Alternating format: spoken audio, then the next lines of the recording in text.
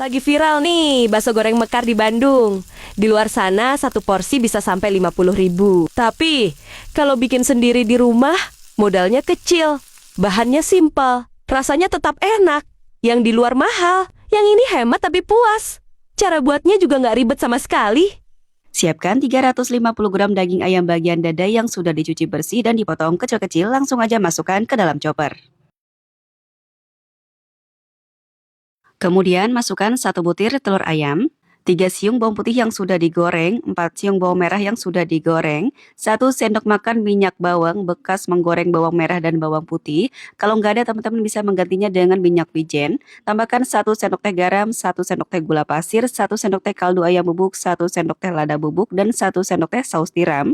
Terakhir masukkan 100 gram es batu, chopper sampai benar-benar halus. Minyak bawang tadi kita masukkan untuk menambah aroma ya dari bakso goreng mekar ini. Setelah halus, pindahkan adonan ke dalam wadah dan bersihkan sisa adonan yang ada di dalam chopper. Kemudian masukkan 200 gram tepung aci, sagu, kanji atau tepung tapioka. Terakhir masukkan baking powder double acting seperti ini sebanyak 1 sendok teh. Kalau teman-teman nggak punya, bisa menggunakan baking powder biasa sebanyak setengah sendok makan. Lalu aduk semuanya sampai benar-benar tercampur rata. Setelah tercampur rata semua seperti ini, adonannya mirip bakso ya, kayak gini. Nah, kalau udah, sisihkan dulu. Lanjut kita panaskan minyak. Nyalakan api kompornya di api kecil seperti ini. Nah, sebelum minyaknya panas, sekarang bisa kita cetak. Celupkan sendok ke dalam air, kemudian ambil secukupnya adonan, kemudian bentuk seperti bakso pada umumnya. Masukkan adonan saat minyak selagi hangat supaya matangnya bisa sama dan berbarengan. Kemudian cetak lagi, secukupnya aja, jangan banyak-banyak dulu ya. Untuk besar kecilnya sesuai selera aja, boleh besar atau kecil.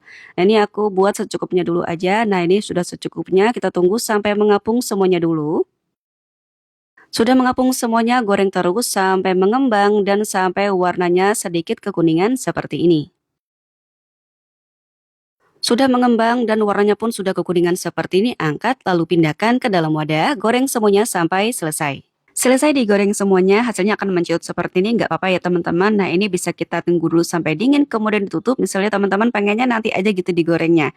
Nah, untuk satu piecesnya ini beratnya sekitar di 20 sampai dengan 22 gram. Pokoknya ini tuh kecil banget ya teman-teman untuk ukurannya. Kalau mau digoreng, tinggal dibelah aja atau dikerat. Dibelah 4 tanpa putus seperti ini, dibelahnya sampai ke bawah ya, supaya hasilnya bisa mekar dan juga mengembangnya maksimal. Nah, sudah dibelah 4 tanpa putus seperti ini, kita buat beberapa pieces sampai secukupnya minyak goreng. Supaya hasilnya bisa mekar dan mengembang maksimal, nyalakan api kompor di api paling kecil dulu. Sebelum minyaknya panas, kita masukkan dulu bakso gorengnya. Usahakan jangan banyak-banyak supaya ada tempat bakso ini bisa mekar dan mengembang maksimal. Langsung aja, bagian belahannya ini kita pertegas lagi menggunakan sutil, spatula, atau alat capit seperti ini sampai benar-benar mekar maksimal. Jadi jangan ditinggal-tinggal ya teman-teman, karena kalau ditinggal-tinggal belahannya itu bisa lengket, jadi nggak bisa mekar. Jadi harus cepet-cepet kita mekarin seperti ini, supaya hasilnya bisa mekar maksimal. Nah, setelah mekar semuanya seperti ini, kita tunggu sekitar kurang lebih 5 menit.